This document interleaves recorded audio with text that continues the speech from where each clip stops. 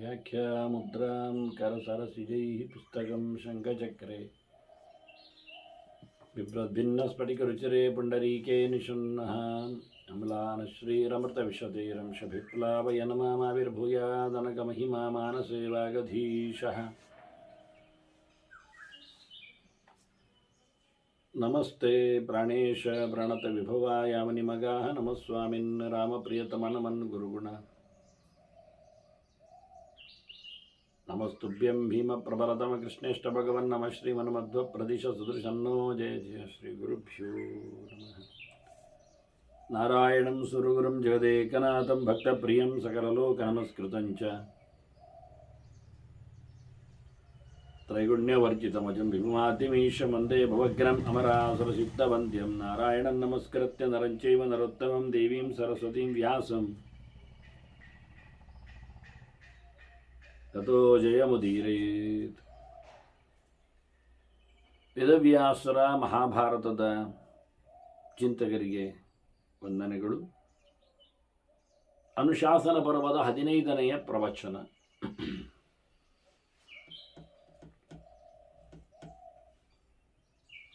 ಅತ್ತ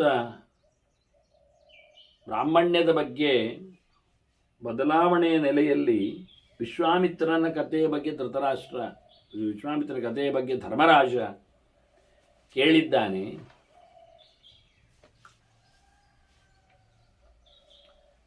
ಭೀಷ್ಮರು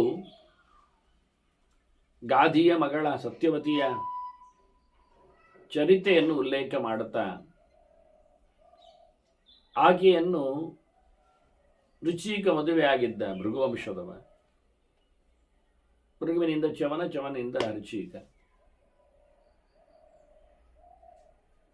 ಅವಳ ಮೇಲಿನ ಮಮತೆಯಿಂದ ಬೇಕಾದ್ದನ್ನು ಕೇಳು ಹೇಳಿದಾಗ ಆಕೆ ಅಮ್ಮನಲ್ಲಿ ಹೇಳಿ, ತಾಯಿಯು ನನಗೂ ಒಂದು ಮಗುವನ್ನು ಕೊಡಲಿಕ್ಕೆ ಕೇಳು ಅಂತ ಹೇಳಿದ್ದಾಳೆ. 2 ಚರು ಕೊಟ್ಟು 2 ಪ್ರಯೋಗವನ್ನು ಹೇಳಿದವ. ಅವರು ಬದಲಾಯಿಸಿಕೊಂಡ್ರದನ್ನು. ತಾಯಿ ಅದನ್ನು ಮಗಳಿಂದ ಬದಲಾವಣೆಯನ್ನು ಮಾಡಿಸಿದ್ಲು. ಮುಂದೆ ರುಚಿಕ ಸತ್ಯವತಿಯ ಗರ್ಭವನ್ನು ನೋಡಿದ. ಆಕೆಯಲ್ಲಿ ಆದ ಬದಲಾವಣೆಯನ್ನು ಗಮನಿಸಿದ. ಅವನಿಗೆ ಒಂಥರ ಸಿಟ್ಟು ಬಂತು, ಬೇಸರ ಆಯಿತು, ಅಸಮಾಧಾನ ಏರ್ಪಟ್ಟಿತು. ದೃಷ್ಟ್ವಾ ಗರ್ಭವನ್ನು ಪ್ರಾಪ್ತಾಂ ಮನ್ಯುನ ಭೃಗುಸತ್ತಮಃ ಹೇಳಿದ. ಮತ್ತೆ ವ್ಯತ್ಯಾಸ ತೇ ಕೃತಃ ಶುಭೆ, ನೀನು ವ್ಯತ್ಯಾಸ ಮಾಡಿದ್ದೀಯಲ್ಲ, ಚರುವನ್ನು ಪ್ರಾಶನ ಮಾಡಿದ್ದು ವ್ಯತ್ಯಾಸದಲ್ಲೇ, ಮರದ ಆಲಿಂಗನೇ ವ್ಯತ್ಯಾಸದಲ್ಲಿ ಆಗಿ ಹೋಗಿದೆ, ಅದರ ಬದಲಾಗಿದೆ. ನಾನು ಏನು ಮಾಡಿದ್ದೇನೆಂದರೆ ಚರುವಿನಲ್ಲಿ ಇಡೀ ಬ್ರಹ್ಮ ತೇಜಸ್ಸನ್ನು ತುಂಬಿಸಿದ್ದೆ ನಿನಗೆ. ಮಯಾ ಹಿ ವಿಶ್ವಂ ಯದ್ ಬ್ರಹ್ಮ ತ್ವಚ್ಚರೌ ಸನ್ನಿವೇಶಿತ. ಹಾಗಾಗಿ ಒಬ್ಬ ಒಳ್ಳೆಯ ಜ್ಞಾನಿ, ಸಮಾಧಾನಿ, ಮೌನಿ ಇಂಥವನ ಬಗ್ಗೆ ನಾನು ನಿನ್ನಲ್ಲಿ ಮಗುವನ್ನು ಪಡೆಯಲು ಹೊಸಗ ಚರುವಿನಲ್ಲಿ ಜಪಿಸಿದ್ದೆ. ಅಂತಹ ಒಂದು ಶಕ್ತಿಯನ್ನು ಅದರಲ್ಲಿ ತುಂಬಿಸಿದ್ದೆ. ಆಕೆ ಚರುವಿನಲ್ಲಿ ಕ್ಷತ್ರ ವೀರ್ಯಂಚ ಸಕಲಂ ಚರೋ ತಸ್ಯಾನಿಮೇಷಿತ. ಅವಳು ರಾಣಿ ಇದ್ದಾಳೆ. ಅರಸೊತ್ತಿಗೆಯಲ್ಲಿ ಮುಂದಕ್ಕೆ ಬೇಕಾಗಿರತಕ್ಕಂಥ ವ್ಯಕ್ತಿ ಒಬ್ಬ ಕ್ಷಾತ್ರ ತೇಜಸ್ಸಿನವ ಬೇಕು ಅಂತ ಹೇಳಿ ಅವಳ ಚರುವಿನಲ್ಲಿ ನಾನು ಕ್ಷಾತ್ರ ತೇಜಸ್ಸನ್ನು ತುಂಬಿಸಿದ್ದೆ. ನೀವೀಗ ಹೆಚ್ಚು ಕಡೆ ಮಾಡಿದ್ರಿಂದ, ನಿನ್ನ ಗರ್ಭ ನಾನು ಕಂಡದ್ರಿಂದ ನನಗೆ ಅರ್ಥ ಆಗಿದೆ, ನಿನ್ನಲ್ಲಿ ಬ್ರಾಹ್ಮಣ ಬರುವುದಿಲ್ಲ. ಕ್ಷತ್ರಿಯಂತ ಉಗ್ರಕರ್ಮಾಣಂ ತ್ವಂ ಭದ್ರೇ ಜನಯಿಷ್ಯಸಿ. ನೀನು ಬಹಳ ಪರಾಕ್ರಮಶಾಲಿಯಾದ, ಭಾರಿ ಜೋರಾದ ಒಬ್ಬ ಕ್ಷತ್ರಿಯನನ್ನು ನೀನು ಹೆತ್ತತಿ ಅಂತ ಹೇಳಿಬಿಟ್ಟ. ಒಳ್ಳೆದಾಗಲಿಲ್ಲ ಇದು. ನೀನು ಮಾಡಿದ್ದು ಚೆನ್ನಾಗಿ ಆಗಲಿಲ್ಲ. ನಹಿ ತೇ ತತ್ಕೃತಂ ಸಾಧು ಮಾತೃ ಸ್ನೇಹೇನ ಭಾಮಿನಿ. ಅಮ್ಮನ ಮೇಲಿನ ಪ್ರೀತಿ ಅತಿಶಯದಿಂದ ಅವಳು ಹೇಳಿದ್ದನ್ನು ನೀನು ಕೇಳಿಕೊಂಡೆ, ನಡೆಸಿಬಿಟ್ಟೆ, ಇದು ಜಾಸ್ತಿ ಆಯಿತು ಅಂದ.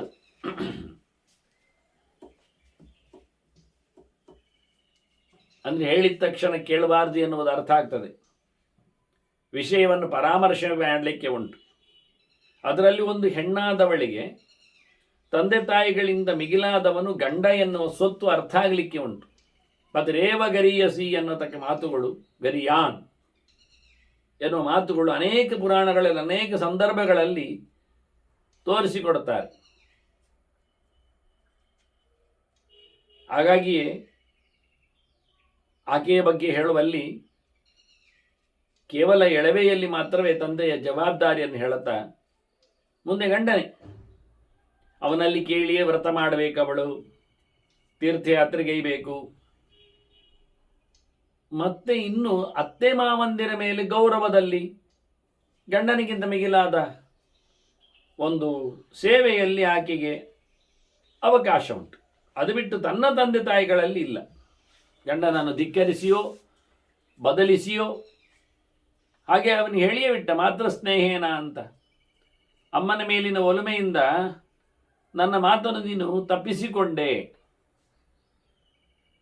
ಇದರಿಂದ ಆಕೆಗೆ ಶಾಕ್ ಆಯಿತು ಒಮ್ಮೆಲೆ. ಅಂದರೆ ಆಕೆಯು ಬಹಳ ಚೆನ್ನಾಗಿ ಇವನನ್ನು ಮೆಚ್ಚಿದವಳೆ, ಅನೇಕ ಕಾಲದವರೆಗೆ ಆ ಧರ್ಮವನ್ನು ಮಾಡಿದವಳೆ. ಹೀಗೆ ಒಮ್ಮೆಲೆ ಭಯಂಕರನಾದ ಕ್ಷಾತ್ರ ತೇಜಸ್ಸಿನ ಒಬ್ಬ ಮಗ ನನಗೆ ಆಗುವುದು, ಬ್ರಹ್ಮಜ್ಞಾನಿ ಇಲ್ಲ ಅಂತಾದ ತಕ್ಷಣ ಆಕೆ ಒಮ್ಮೆಲೆ ಕುಸಿದು ಬಿದ್ಲು ಶಬ್ದ ಕೇಳಿ. ಅಂದರೆ ಗರ್ಭಿಣಿಯವರು ಬಹಳ ಜೋರಾಗಿ ಗಡುಸಾಗಿ ವಿಷಯಗಳನ್ನು ಸ್ವೀಕರಿಸುವಂತಿಲ್ಲ ಎನ್ನುವುದು ಇಲ್ಲಿ ಗೊತ್ತಾಗ್ತದೆ. ಇವ ಮಾಮೂಲಿ ಹೇಳಿಬಿಟ್ಟ, ಈಕೆ ತಬ್ಬಿಬಾದ್ಲು, ಮೂರ್ಛೆ ಕಳ್ಕೊಂಡ್ಲು ಅಂತುಂಟು, ಅಷ್ಟು ಜೋರಾಗಿ ತಲೆಗೆ ಹಚ್ಚಿಕೊಂಡ್ಲವಳು. ನಿಧಾನಕ್ಕೆ ಸಮಾಧಾನವನ್ನು ಪಡೆದವಳು, ಎಚ್ಚರಗೊಂಡ್ಳು. ಪ್ರತಿಲಭ್ಯ ಸಾ ಸಂಜ್ಞಾಂ ಶಿರಸಾ ಪ್ರಣಿಪತ್ಯ ಚ, ತಲೆ ಕಾಲಿಗೆ ತಾಗಿಸಿ ಗಂಡನಿಗೆ ನಮಸ್ಕಾರ ಮಾಡಿದ್ಲಂತೆ. ತನಗೆ ಅನುಕೂಲ ಮಾಡಿಕೊಡಬೇಕು ಅಂತ ಕೇಳ್ತಾರೆ. ಪ್ರಸಾದಂಕುರು ವಿಪ್ರರ್ಷೆ, ಅನುಗ್ರಹ ಮಾಡಿ ಸ್ವಾಮಿ. ನಮೇ ಸ್ಯಾತ್ ಕ್ಷತ್ರಿಯ ಸುತಃ, ನನಗೆ ಮಗ ಕ್ಷತ್ರಿಯನಾಗಿ ಬರುವುದು ಬೇಡ, ಇಷ್ಟ ಇಲ್ಲ. ನೋಡಿ, ಅವಳು ಕ್ಷತ್ರಿಯ ಹುಡುಗಿ ಸತ್ಯವತಿ, ಅವಳಿಗೆ ತನ್ನ ಮಗ ಕ್ಷತ್ರಿಯನಾಗಬೇಕು ಅಂತ ಇಷ್ಟ ಇಲ್ಲ.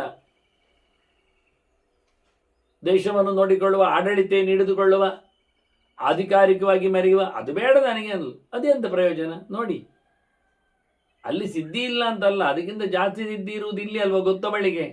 ತನ್ನಷ್ಟಕ್ಕೆ ತನಗೆ ಸಿಗುವಾಗ ಯಾಕೆ ಬಿಡುತ್ತಾರೆ ಆ ಆಪರ್ಚುನಿಟಿಯನ್ನು? ಇದರಿಂದ ಆಕೆ ಕೇಳಿಕೊಂಡ್ಳು, ಮಗ ನನಗೆ ಕ್ಷತ್ರಿಯ ಬೇಡ. ಮತ್ತೆ ಕಾಮಂ ಮಮ ಉಗ್ರ ಕರ್ಮ ವೈ ಪೌತ್ರ ಭವಿತುಮರಾತಿ, ಬೇಕಾದ್ರೆ ನನ್ನ ಮೊಮ್ಮಗ ಆಗಲಿ ಅಂದ್ಲು. ನೋಡಿ, ಮಗನಿಗೆ ಮಗ ಬೇಕಾದರೆ ನಿಮ್ಮ ಶಕ್ತಿಯನ್ನು ಮುಂದೂಡಿ, ಅಂದರೆ ಜೀನ್ಸ್ ವಂಶ ಪರಂಪರೆಗೆ ಒಂದೇ ಲೆಕ್ಕ ಬರ್ತದೆ ಅಂತ ಹೇಳಲಿಕ್ಕೆ. ಮುಸುಂಡು ನೋಡುವಾಗಲೂ ಒಂದೇ ನಮನಿ ಕಾಣ್ತದೆ, ಹಾವಭಾವಗಳು ಹಾಗೆ ಇರ್ತವೆ, ಸ್ವರಪೆಟ್ಟಿಗೆ ಹಾಗೆ ನಿಲ್ತದೆ. ಈಕೆ ಹೇಳಲಿಲ್ವಾ ಶಕುಂತಲೆ ದುಷ್ಯಂತನ ಹತ್ರ, ಇದು ನೋಡು ನಿನ್ನ ಮಗ, ಸರಿ ನೋಡು, ಗಮನಿಸು, ನಿನ್ನದೇ ಮೈಯಲ್ಲಿರತಕ್ಕಂಥ ರೋಮದ ಚಿತ್ತಾರ ಇವನಲ್ಲಿಯೂ ಹಾಗೇ ಉಂಟು ಅಂತ ನೋಡಿ. ರೋಮದಲ್ಲಿಯೂ ಒಂದು ಸಾಜಾತ್ಯ, ಅದರ ಮೂಡುವಿಕೆಯಲ್ಲಿ, ಅದರ ಗತಿ ವಿಷಯದಲ್ಲಿ ಎಲ್ಲ ವಿಶೇಷ ನೋಡಲಿಕ್ಕುಂಟು. ಅದರ ಚಕ್ರಾಕಾರದ ಕಥೆಯಲ್ಲಿ ಎಲ್ಲ ರೋಮ ನೋಡಿ ಹೇಳಬಹುದು ಇದು ನಿನ್ನ ಮಗ ಅಂತ ಹೇಳುವ ಹಾಗೆ ಆಕೆ. ಅಂದರೆ ಖಾಲಿ ಬಾಕ್ಯವಾದ ಒಂದೊಂದು ಲಕ್ಷಣ ಒಳಗೆ ಬಿಡಿ, ಮತ್ತೆ ನೀವು DNA ಟೆಸ್ಟ್ ಮಾಡುವಂಥದ್ದೆಲ್ಲ. ಇತ್ತೀಚೆಗೆ ಒಂದು ಬಹಳ ಸುಂದರವಾದ ಒಂದು ವೈಜ್ಞಾನಿಕವಾದ ಒಂದು ಚಿತ್ರಣ ಬಂತು. ಮಳೆ ಬಂತು, ಮಳೆಗೆ ಒಮ್ಮೆಲೆ ಇದ್ದಿರತಕ್ಕಂಥ ಕೆಲವೆಲ್ಲ ಹುಲ್ಲು ಕಡ್ಡಿಗಳು ಅದು ಪುಟಿದೆದ್ದವು, ಖುಷಿಪಟ್ಟವು ನೀರಿಗೆ. ಅದನ್ನು ಪಿಕ್ಚರ್ ಮಾಡಿದರು, ಅದರ ಬದಲಾವಣೆ ಏನಾಯಿತು ನೀರು ಬಿದ್ದಾಗ ಅಂತ. ನಾವು ಮೇಲಿಂದ ನೀರು ಎಷ್ಟು ಹಾಕಿದರೂ ಅದರದ್ದು ಕತೆ ಹಾಗಾಗುವುದಿಲ್ಲ. ಅದಕ್ಕೆ ಆಕಾಶದಿಂದಲೇ ಇಳಿದು ಬರಬೇಕು. ದೊಸ ದೊಸ ಬೀಳಬೇಕು ಮೈ ಮೇಲೆ, ಅದು ಎಷ್ಟೋ ಇಂಚಿನವರೆಗೆ ಅದಕ್ಕೆ ನೆಲದಲ್ಲಿ ಚಂಡಿ ಕಾಣಬೇಕು. ಆಗ ಆ ರೀತಿ ಆಯಿತು. ಫೋಟೋ ತೆಗೆದರು, ಮೈಕ್ರೋ ಫಿಲ್ಮಲ್ಲಿ ಅದನ್ನು ಝೂಮ್ ಮಾಡಿಕೊಂಡು ನೋಡಿದರು ಹೇಗೆ ಉಂಟು ಅಂತ. ನಿಮಗೆ ಆಶ್ಚರ್ಯ ಆಗ್ಬೋದು ಹೇಗೆ ಉಂಟು ಅಂತ ನೋಡಿದರೆ. ಪ್ರತಿಯೊಂದು ಹುಲ್ಲಿನ ಅವಳ ಜೀವಕೋಶಗಳ ಒಳಗೆ ಅದರ ಚಿತ್ರ ನೋಡಿಕೊಂಡಾಗ ಪ್ರತಿಯೊಂದರಲ್ಲಿ ಒಂದು ಮುಸುಂಡಿನ ಆಕಾರ, ಮೋರೆಯ ಆಕಾರ, ಆ ಮೋರೆಯಲ್ಲಿ ಒಂದು 2 ಕಣ್ಣಿನ ಹಾಗೆ, ಒಂದು ಅಗಲ ಮಾಡಿದ ಬಾಯಿ ಹಾಗೆ, ನಗದ ಇರತಕ್ಕ ಬಾಯಿಯಂತೆ ಹುಲ್ಲಿನಲ್ಲಿ ಚಿತ್ರ, ಒಳಗೆ ಮೈಕ್ರೋಸೋಮ್ಸ್ಗಳ ಕ್ರಮ ಇದ್ದಾಗೆ ಎಲ್ಲ. ಹೊರಗೆ ತಲೆ ಕೂದಲಿನಂತೆ ರೋಮಗಳಿದ್ದಾವೆ, ಒಳಗೆ. ಇದು ಒಂದೆರಡಲ್ಲಿ ಅಲ್ಲ, ಪ್ರತಿಯೊಂದರಲ್ಲಿಯೂ. ಎಲ್ಲೋ ಒಂದರಲ್ಲಿ ಅಚಾನಕವಾಗಿ ಆಕಸ್ಮಿಕವಾಗಿ ಆಗಿ ಹೋಯಿತು ಅಂತಲ್ಲ, ಪ್ರತಿಯೊಂದರಲ್ಲಿಯೂ ಹಾವಸ್ಯಗಳು, ಹುಲ್ಲುಗಳು, ಕಡ್ಡಿಗಳು ಒಳಗಿಂದ ಖುಷಿ ಪಡುವುದನ್ನು ನಾವು ಗಮನಿಸಲಿಕ್ಕೆ ಬರ್ತದೆ ಫಿಗರ್ನಲ್ಲಿ. ಮೋರೆ ಒಂದು ಮಾಡುವುದಾದರೆ ಉರುಟೊಂದು ಮೋರೆ, ಆ ಮೋರೆಯಲ್ಲಿ 2 ಕಣ್ಣು ಮೇಲಕ್ಕೆ, ನಡೆಯೊಂದು ಉದ್ದಕ್ಕೆ ಅಡ್ಡಗೆರೆ, ಅಲ್ಲದೆ ಉದ್ದಗೆರೆ, ಅದು ಮೂಗು, ಮತ್ತು ಅದಕ್ಕೆ ಅಜೆಂಡ ಸರಿಯಾಗಿ ಒಂದು ಅಡ್ಡಗೆರೆ ಹಾಕಿದರೆ ಅದು ಬಾಯಿ. ಆ ಅಡ್ಡಗೆರೆಯನ್ನು ನೇರ ಹಾಕಿದರೆ ಖಾಲಿ ಬಾಯಿ, ಅದನ್ನು ಡೊಂಕಾಗಿ ಕೆಳಮುಖದಲ್ಲಿ ಹಾಕಿದರೆ ಅದು ನಕ್ಕಾಗಿ ಇರ್ತದೆ. ಅದನ್ನು ಮೇಲ್ಮುಖವಾಗಿ ಅರ್ಧಚಂದ್ರನ ಕೆಳಗಿಳಿಸಿದರೆ ಅದು ಸೊಟ್ಟ ಮುಖ ಆಗ್ತದೆ, ಅಳುವಾಗಿ ಕಾಣ್ತದೆ. ಹಾಗೆ ಖಾಲಿ ಬಾಯಿಯಲ್ಲಿ ಇದು ಚಿತ್ರಣಕಾರರಿಗೆಲ್ಲ ಗೊತ್ತಿರ್ತದೆ ಹೇಗೆ ಗೆರೆಗಳು ಅಂತ. ಲೈನ್ ಡ್ರಾಯಿಂಗ್ ಹೆಸರು. ಅದನ್ನು ಮೇಲಕ್ಕೆ ಅರ್ಧಚಂದ್ರ ಕೊಟ್ಟು, ಚಂದ್ರ ಇರುವುದು ಮೇಲಕ್ಕೆ ಅಲ್ಲ, 2 ಕೋಡಿನಾಗೆ, 2 ಶೃಂಗ ಅಂತ ಕರೀತಾರೆ ಚಂದ್ರನನ್ನು ಹೇಳುವಲ್ಲಿ. ಸಂಸ್ಕೃತಕಾರರೆಲ್ಲ ಹೇಳುವಾಗ ಅರ್ಧಚಂದ್ರವನ್ನು ಶೃಂಗದ್ವಯ ಸುಶೋಭಿತ ಅಂತ ಕರೀತಾರೆ ಮಂಡಲವನ್ನು. ಹಾಗೆ 2 ಚೂಪು ಬಂದರೆ ಅದು ಮೇಲ್ಮುಖವಾಗಿದ್ದರೆ ಅದು ನಗುವ ಬಾಯಿ, ನೇರ ಇದ್ದರೆ ಅದು ಸಮಾನ ಬಾಯಿ. ಅದೇ ಕೆಳಗೆ ಹಾಕಿಬಿಟ್ರೆ, ಉಲ್ಟ ಚಂದ್ರ ಮಾಡಿಬಿಟ್ರೆ, ಅದು ಸ್ವಲ್ಪ ಡೌನ್ ಮುಖ್ಯವಾಗಿ ಬರದ ಹಾಗೆ ಆದರೆ ಅದು ಮುಸುಂಡು ಬಾಪಿದೆ ಅಂತ ಅರ್ಥ, ಅಳ್ತಾ ಇದ್ದಾನೆ ಅಂತ ಅರ್ಥ, ಅಳುವ ಮೋರೆ. ಅದನ್ನು ನಿಮಗೆ ಮಾಡ್ಬೋದು, ಸುಲಭ. ಅದು ಇಷ್ಟು ಸುಲಭ ಇಲ್ಲ. ಈ ನಮೂನೆ ಅದರಲ್ಲಿ ಮತ್ತೆ ಉರುಟು, 2 ಕಣ್ಣು ಕೊಟ್ಟಾಗೆ, ಉದ್ದಗೆರೆ ಮೂಗಾಗಿದ್ದಾಗೆ ಉರುಟು ಹಾಕಿಬಿಟ್ರೆ ಬಾಯಿ, ಅದು ಓ ಅಂತೇಳಿ ಆಶ್ಚರ್ಯ ಚಿಹ್ನೆಯನ್ನು ಹೇಳುವ ಬಾಯಿ, ಬಾಯಿ ತೆರೆದಿದೆ ಅಂತ ಅರ್ಥ, ನಗ್ತಾ ಉಂಟು ಅಂತ ಅರ್ಥ. ಅರ್ಧಚಂದ್ರಲ್ಲಿ ಇದು ಪೂರ್ಣಚಂದ್ರ, ಓ ಅಂತೇಳಿ ಇಡೀ ಚಪಾತಿ ತಿಂದಾಗಿ. ಹಾಗೆ ಅದರಲ್ಲಿ ಕಂಡಿದೆ ಹುಲ್ಲಿನಲ್ಲಿ. ಎಷ್ಟೋ ದೊಡ್ಡ ಮಟ್ಟಿನಲ್ಲಿ ನೋಡಿದ ಕತೆ ಅದು, ಲಕ್ಷಗಟ್ಟಲೆ ದೊಡ್ಡ ಸೈಜಲ್ಲಿ ಮಾಡಿ ಮೈಕ್ರೋಸ್ಕೋಪಲ್ಲಿ ನೋಡುತ್ತಾರೆ. ಹಾಗೆ ಈಕೆ ನನ್ನ ಮೊಮ್ಮಗ ಕ್ಷತ್ರಿಯನಾಗಿ ಬರಲಿ ಅಂತೇಳಿ ಮುಂದುವರಿಸಿ ಅಂತೇಳಿಕೊಳ್ಳುವ ಹಾಗೆ ಹೇಳಿಕೊಂಡ್ಳು. ಋಷಿ ಆಯಿತು ಅಂದ. ನೋಡಿ, ಐಡಿಯಾ ಕೊಟ್ಟದ್ದು ಅವಳು. ನನಗೆ ಬೇಡ ಮಗ ಜೋರಿನವ, ಮೊಮ್ಮಗ ಜೋರಿ ಇರಲಿ ನನಗೆ. ನೋಡಿ, ಮೊಮ್ಮಗನನ್ನು ಟ್ಯಾಕಲ್ ಮಾಡ್ತೇನೆ ಅಂತ, ಮಗನನ್ನು ಡೀಲ್ ಮಾಡಲಿಕ್ಕೆ ಆಗೋದಿಲ್ಲ ಅಂತ ಅಮ್ಮನಿಗೆ. ಮೊಮ್ಮಗ ಹತ್ತಿರ ಬಂದಾಗ ಕೊನೆಯ ಕಾಲ ಅದು ಖುಷಿ ಇರ್ತದೆ, ಜೋರಿ ಇರಲಿ ಅವ. ಅಂದರೆ ಈಗ ಇದ್ದದ್ದಕ್ಕೆ ಬದುಕಬೇಕು, ಬೇಡವೇ ಬೇಡ ಹೇಳಲಿಕ್ಕೆ ಬರುವುದಿಲ್ಲ. ಬಾಣಿ ಆಯಿತು, ಪರದಾಯಿತು, ಹೋಗಲಿ ಹೇಳಿಕೊಂಡ ಹಾಕಿ ಹೇಳಿದ್ಲು. ಆಯಿತು ಅಂದ ಋಷಿಕ. ಸರಿ, ಹಾಗೆ ಆಗಲಿ ಹೇಳಿದ. ಹಾಗಾಗಿ ಸತ್ಯವತಿಗೆ ಮಗ ಹುಟ್ಟಿದ, ಜಮದಗ್ನಿ. ನೋಡಿ, ಜಮದಗ್ನಿಗೆ ಮಗ ಹುಟ್ಟಿದ್ದು ಯಾರು? ಜೋರಿನವ ಮೊಮ್ಮಗ ಭಗವಂತ ಪರಶುರಾಮ. ನೋಡಿ, ಆಹಾ ಅದ್ಭುತ. ಋಷಿಯ ಏನೊಂದು ಸಂಕಲ್ಪ ಇತ್ತು, ಮಂತ್ರ ಚಿಂತನೆ ಇತ್ತು, ಅದನ್ನು ಸತ್ಯವತಿ ಪೋಸ್ಟ್ ಪೋನ್ ಮಾಡಿಲ್ಲ. ಏನಾದರೂ ಬಹಳ ಅದ್ಭುತವಾಗಿತ್ತು. ಒಂದು ದೃಷ್ಟಿಯಿಂದ ಭಗವಂತನನ್ನೇ ಪಡೆಯುವ ಭಾಗ್ಯ ಇತ್ತು. ಇಲ್ಲೇ ಪರಶುರಾಮ ಬಂದಿದ್ರೆ ಯೋಚನೆ ಆಗ್ತಿತ್ತು ನಮಗೆ, ಅಯ್ಯೋ ಸತ್ಯವತಿ ಚಾನ್ಸ್ ಕಳ್ಕೊಂಡ್ಲ ಅಂತ, ಗೊತ್ತಿಲ್ಲ ಏನು ವಿಷಯ ಅಂತ. ಎಲ್ಲ ಇದೇ ಪ್ರಕಾರ ಆಗುವಂಥದ್ದು. ಮುಂದಕ್ಕೆ ಪರಶುರಾಮ ಬಂದ, ಮೊಮ್ಮಗನಾಗಿ ಇರಲಿ, ಅಜ್ಜಿ ಅಂತೇಳಿ ಭಾರಿ ಪ್ರೀತಿಸಿ ಇರ್ತಿರ್ಬೇಕು. ಅವಳೆ ಕೇಳಿಕೊಂಡ ಮಗು ತಾನೆ, ಮುಂದುವರಿಸಿದ್ದು. ಅತ್ತ ಏನಾಯಿತು? ಅತ್ತ ಏನು ಸುದ್ದಿ ಇಲ್ಲ, ಅವಳಿಗೇನು ಹೇಳಲಿಕ್ಕೆ ಹೋಗಲಿಲ್ಲ. ಹೆಜ್ಜೆ ಮಾಡಿಕೊಂಡದ್ದಕ್ಕೆ ಮಾತ ಮುಗಿಸ್ಬಿಡು. ಅವಳಿಗೇನು ಬ್ರಾಹ್ಮಣ ಬೇಕಾಗಿರಲಿಲ್ಲ. ಅವಳು ಕ್ಷತ್ರಿಯೋಚಿತವಾಗಿ ಇನ್ನು ಮುಂದಕ್ಕೆ ಕಾರ್ಬಾರ್ ಮಾಡತಕ್ಕಂಥ ಮಗನನ್ನು ಕೇಳಿದ್ಲು ಅವಳು. ಆ ಲೆಕ್ಕದಲ್ಲಿ ಯೋಚನೆಯಲ್ಲಿ ಅರಸತ್ತಿಗೆಯಲ್ಲಿ ಭಾರಿ ಗಮ್ಮತ್ತು ಹೇಳಿದ್ಲಲ್ಲ, ನೋಡು ನಿನ್ನು ಕೊಟ್ಟು ಬಿಡು ಚರು, ಮತ್ತೆ ನೋಡು ನಿನ್ನ ಅಣ್ಣ ಹೇಗಿರ್ತಾನೆ ಗಮ್ಮತ್ತು. ಹಾಗೀಗೆ ಯಾರು ಸಹ ಅವರವರ ಮಗನೇ ಬಾರಿ ಜೋರಿ ಇರಬೇಕು ಅಂತ ಮಾಡಿರ್ತಾರೆ. ಹಾಗಾಗಿ ನಿನ್ನ ಗಂಡ ಮಾಡಿಕೊಟ್ಟದ್ದು ನನಗಿರಲಿ ಅಂತೇಳಿ ಏನೊಂದು ಬಾರಿ ಗೌಜಿಯಲ್ಲಿ ಕೇಳಿಕೊಂಡಿದ್ಲು ಅವಳು. ಅಲ್ಲಿ ಏನಾಯಿತು? ಅಲ್ಲಿ ಬಂದವನೇ ವಿಶ್ವಾಮಿತ್ರ. ಹರಸತಿಯಲ್ಲಿ ಕೂತ್ಕೊಳ್ಬೇಕಿತ್ತು. ಅವ ಈ ಋಷಿಯ ಪ್ರತಾಪದಿಂದಾಗಿ ಅವ ಹೇಳಿದ, ನಾನು ಬ್ರಾಹ್ಮಣ ತೇಜಸ್ಸನ್ನಲ್ಲಿ ತುಂಬಿಸಿದ್ದೇನೆ ಅಂತ. ಹಾಗಾಗಿ ಅವನು ಕೊನೆಗೆ ಕೂಗಿಬಿಟ್ಟ, ದಿಗ್ಬಲಂ ಕ್ಷತ್ರಿಯ ಬಲಂ ಬ್ರಹ್ಮ ತೇಜೋ ಪರಂ ಬಲಂ ಅಂದ. ಹೋಗೆಯ ಹಾಕಿಬಿಡಿ ಕ್ಷತ್ರಿಯರಿಗೆ ಧಿಕ್ಕಾರ ಅಂತ ಹೇಳಿದ. ಎಲ್ಲಿ ಕ್ಷತ್ರಿಯರ ಅರಮನೆಯಲ್ಲಿ ಹುಟ್ಟಿ ಬಂದವ, ಕ್ಷತ್ರಿಯ ಬಲಕ್ಕೆ ಧಿಕ್ಕಾರ ಅಂತ ಹೇಳ್ತಾ, ಬ್ರಾಹ್ಮಣನ ತೇಜಸ್ಸಿಗೆ ಬೆಲೆ ಅಂತ ಹೇಳ್ತಾ ತಾನು ಬ್ರಾಹ್ಮಣನಾಗ್ತೇನೆ ಅಂತ ಹೊರಟವ. ನೋಡಿ, ಮಂತ್ರಕ್ಕೆ ಪ್ರಭಾವ ಏನು ಆಗಿರುತ್ತದೆ ಎನ್ನುವುದು ಅರ್ಥ ಮಾಡಿಕೊಳ್ಳಲಿಕ್ಕೆ ಬರ್ತದೆ ಇಲ್ಲಿ. ಹಾಗಾಗಿ ಅವನು ನಿಜವಾಗಿ ಋಷಿಗಳ ಪ್ರತಾಪದಿಂದಲೇ ಬ್ರಾಹ್ಮಣನಾದದ್ದು. ವಿಶ್ವಾಮಿತ್ರ ತಪಸ್ಸು ಮಾಡಿ ಬ್ರಾಹ್ಮಣನಾದ ಹೇಳುವುದಕ್ಕಿಂತ ವಿಶ್ವಾಮಿತ್ರ ಸೃಷ್ಟಿಯಲ್ಲೇ ಬ್ರಾಹ್ಮಣ್ಯವನ್ನು ಹುಟ್ಟು ಬಂದಿದ್ದ. ಹೇಗೆ? ಅದು ಋಷಿಕನ ತಪಸ್ಸು, ಅವನ ಆಧಾನ, ಅವನ ವ್ಯವಸ್ಥೆ, ಮತ್ತೆಂತ ಮಾಡುವ. ಅದನ್ನು ತಥೋ ಬ್ರಾಹ್ಮಣತಾಯಿಯಾತಃ ವಿಶ್ವಾಮಿತ್ರ ಮಹಾತಪಾಹ, ಅದನ್ನು ಮತ್ತೆ ಗಟ್ಟಿ ಮಾಡಿಕೊಂಡವ, ಒಳಗಿತ್ತು ಅದನ್ನು ಸರಿ ಮಾಡಿಕೊಂಡವ ಅಂತ ಹೇಳಬೇಕು. ಒಳಗಿಲ್ಲದ್ದು ಬಂದದ್ದಲ್ಲ ಅವನಿಗೆ ನೋಡಿಕೊಳ್ಳಿಕ್ಕೆ ಹೋದರೆ. ಅದು ಹೇಗಿರಿ? ವಿಶ್ವಾಮಿತ್ರ ಹುಟ್ಟಿದಾಗ ಕ್ಷತ್ರಿಯನಾದವ, ಬ್ರಾಹ್ಮಣನಾದ, ಹುಟ್ಟಿದಾಗ ಕ್ಷತ್ರಿಯನಾಗಿ ಹುಟ್ಟಿದ, ಹೌದು, ಕ್ಷತ್ರಿಯ ರಾಣಿಯಲ್ಲಿ ಹುಟ್ಟಿದ್ದಾನೆ ಎನ್ನುವುದು ಸತ್ಯ, ಗಾದಿಯ ಮಡದಿಯಲ್ಲಿ ಬಂದಿದ್ದಾನೆ ಎನ್ನುವುದು ಸರಿ, ಸತ್ಯವತಿಯ ತಾಯಿ.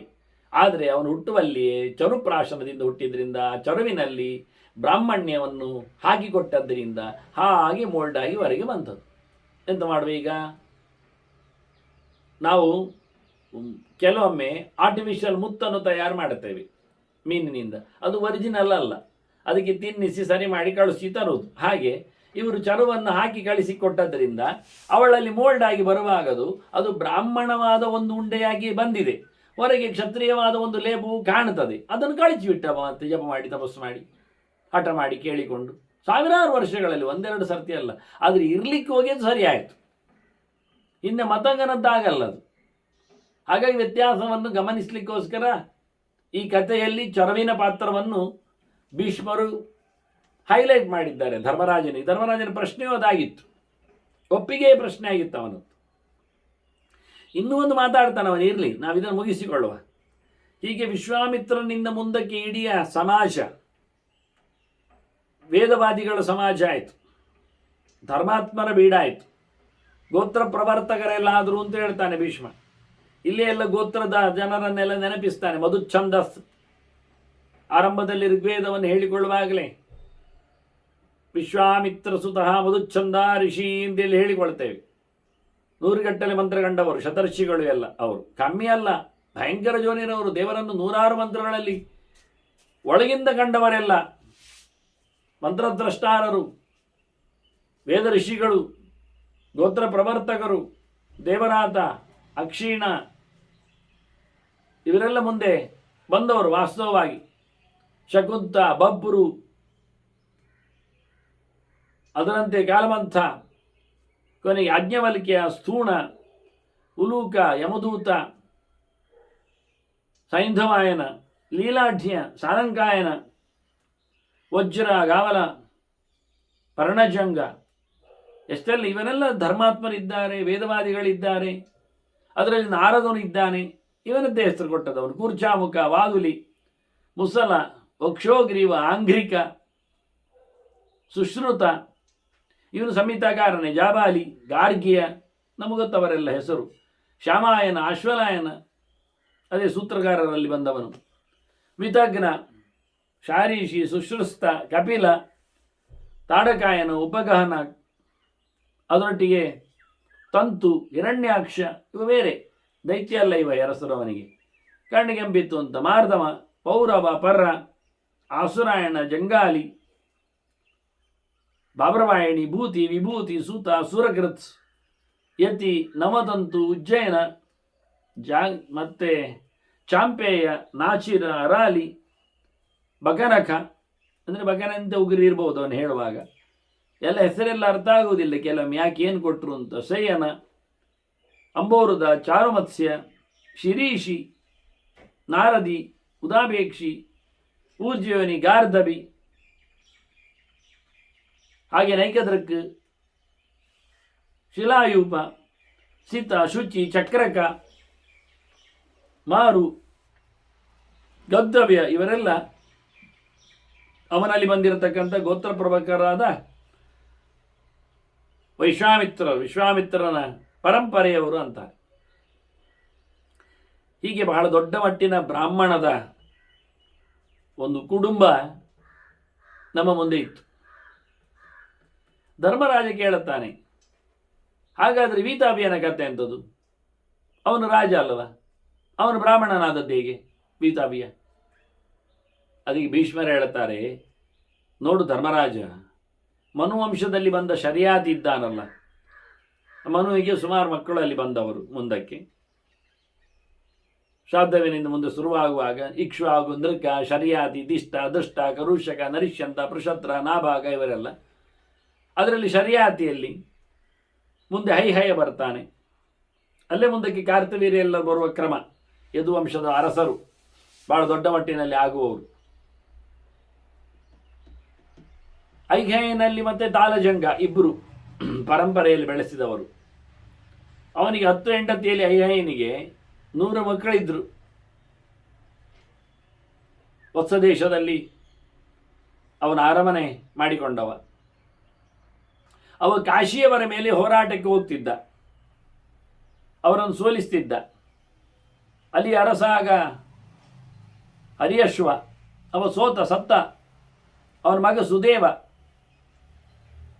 ಅವನು ಅರಸೊತ್ತಿಗೆಯನ್ನು ಬೆಳೆಸಿದಾಗ ಅವನ ಮೇಲೆ ಮತ್ತೊಮ್ಮೆ ಹೋರಾಟ ಮಾಡಿ ಅವನನ್ನು ಸಹ ಸಾಯಿಸಿದ್ದಾರೆ. ಅವನ ಮಗ ದಿವೋದಾಸ ಕಾಶಿ ನರೇಶನಾಗಿ ವಾರಾಣಸಿಯನ್ನು ತನ್ನ ಕೇಂದ್ರವನ್ನಾಗಿಸಿ ಬೆಳೆಸಿದವ. ಅತ್ತ ಗಂಗೆಯ ಉತ್ತರಕ್ಕೆ ಮತ್ತೆ ಗೋಮತಿಯ ದಕ್ಷಿಣಕ್ಕೆ.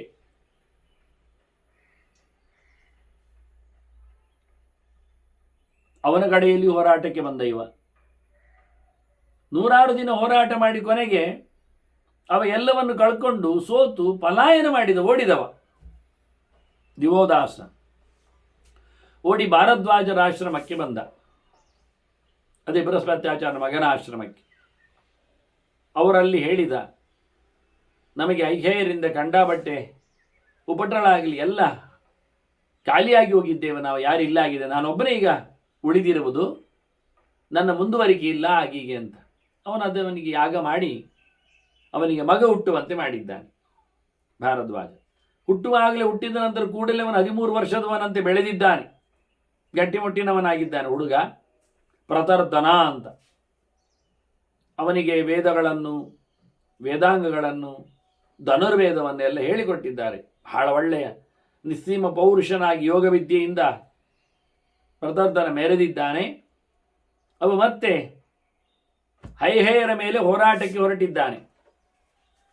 ಶತ್ರುಗಳನ್ನು, ತಮ್ಮ ವಂಶಶತ್ರುಗಳನ್ನು. ಆಗ ವೀತಾಭಿಯನ ಮಕ್ಕಳು 100 ಜನ ಇದ್ದವರು, ಅವರೆಲ್ಲ ಸತ್ತಿದ್ದಾರೆ. ಕೊನೆಗೆ ಹಿಂದಿನ ಪರಿಸ್ಥಿತಿಯಿಂದ ವೀತಾಭಿಯ ಒಬ್ಬನೇ ಉಳಿದಿದ್ದಾನೆ. ದಿವೋದಾಸನ ಹಾಗೆ ಹಿಂದೆ ಈಗ ಅವನ ಪರಿಸ್ಥಿತಿ ಆಗಿದೆ. ಅವನು ಓಡಿದ್ದಾನೆ ತಪ್ಪಿಸಿಕೊಂಡು, ಭೃಗುವಿನ ಆಶ್ರಮಕ್ಕೆ ಬಂದಿದ್ದಾನೆ. ಇವರು ತಮ್ಮ ವಂಶವನ್ನೆಲ್ಲ ನಿರ್ವಂಶ ಮಾಡಿದವ ಅಂತ ಹೇಳಿ ವೀತಾಭಿಯನನ್ನು ಮುಗಿಸಿಯೇ ಬಿಡುತ್ತೇನೆ ಹೇಳಿ ದಿವೋದಾಸನು, ಅವನು ಭಾರದ್ವಾಜರಿಂದ ಬೆಳೆದು ನಿಂತವನು. ಇವೆಲ್ಲ ಅವರಿಗೆ ಗೊತ್ತಿರುತ್ತದೆ ಕಥೆಗಳು. ಹಾಗಾಗಿ ಅವನು ಭೃಗುವಿನ ಆಶ್ರಮಕ್ಕೆ ಬಂದುಬಿಟ್ಟ. ಭೃಗುಗಳವನನ್ನು ಬಂದಾಗ ಹೊರಗಿನಿಂದ ಕೇಳಿಕೊಂಡ, ಭೃಗುಗಳಿದ್ದಾರೆ, ನಾನು ಬಂದಿದ್ದೇನೆ ಅಂತ. ಭೃಗುಗಳು ಬಂದರು ಹೊರಗೆ, ಋಷಿಗಳು ಏನೆಲ್ಲ ವಿಚಾರ ಸಮಾಚಾರ ಮಾತಾಡಿಕೊಂಡ್ರು. ಹೇಳಿದವ, ವೀತಾಭಿಯ ವಿಸರ್ಜ್ಯತಾಮಂದ, ವೀತಾಭಿಯನನ್ನು ಬಿಟ್ಟುಕೊಡಿ, ನಾವು ವಂಶವನ್ನೆಲ್ಲ ನಿರ್ವಂಶ ಮಾಡಿದ್ದಾನೆ ಐಹಯನ ಪರಂಪರೆಯವ ಅಂತ.